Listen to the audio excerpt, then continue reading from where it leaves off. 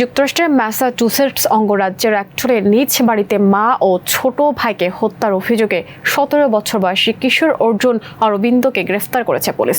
ভারতীয় বংশোদ্ভূত এই কিশোর অ্যাক্টন বোরো রিজিওনাল হাই স্কুলের শিক্ষার্থী। মঙ্গলবার বাড়িতে ৪৫ বছর বয়সী মা সুধা ভেঙ্কটেশন ও ১৪ বছর বয়সী ভাই সিদ্ধার্থকে গুরুতর আহত অবস্থায় পাওয়া যায়। পরে দুজনেই মৃত্যুবরণ করেন। হত্যার পর অর্জুন মায়ের হোন্ডা অ্যাকর্ড দিয়ে পালিয়ে যায়।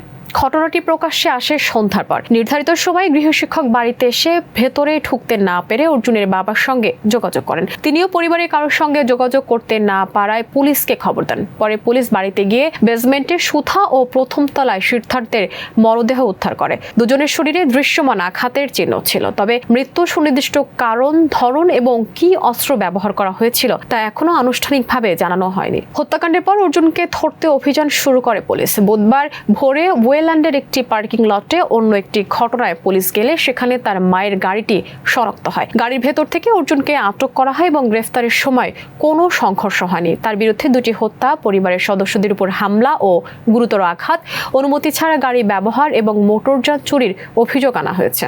তদন্তে আরও জানা গেছে, হত্যাকাণ্ডের আগে অর্জুন পরিবারকে হত্যার মতো কাল্পনিক ঘটনা নিয়ে ইন্টারনেট ও চ্যাট জিপিটিতে অনুসন্ধান ও আলোচনা করেছিল। তদন্তকারীদের দাবি, সে চ্যাট জিপিটিকে একটি রহস্য উপন্যাস তৈরির সহায়তা করতে বলেছিল এবং গল্পের বিভিন্ন চরিত্র ও ঘটনা নিয়ে প্রশ্ন করেছিল। তবে এসব কথোপকথনের সঙ্গে বাস্তব হত্যাকাণ্ডের সরাসরি সম্পর্ক আছে কিনা তা এখনও তদন্তাধীন। প্রথমে তাকে কিশোর আদালতে হাজির করা হলেও হত্যা মামলার বিচার কিশোর আদালতের এখতিয়ারে না থাকায় পরবর্তী সময়ে কনকর্ড ডিস্ট্রিক্ট কোর্টে মামলার আনুষ্ঠানিক শুনানি হবে।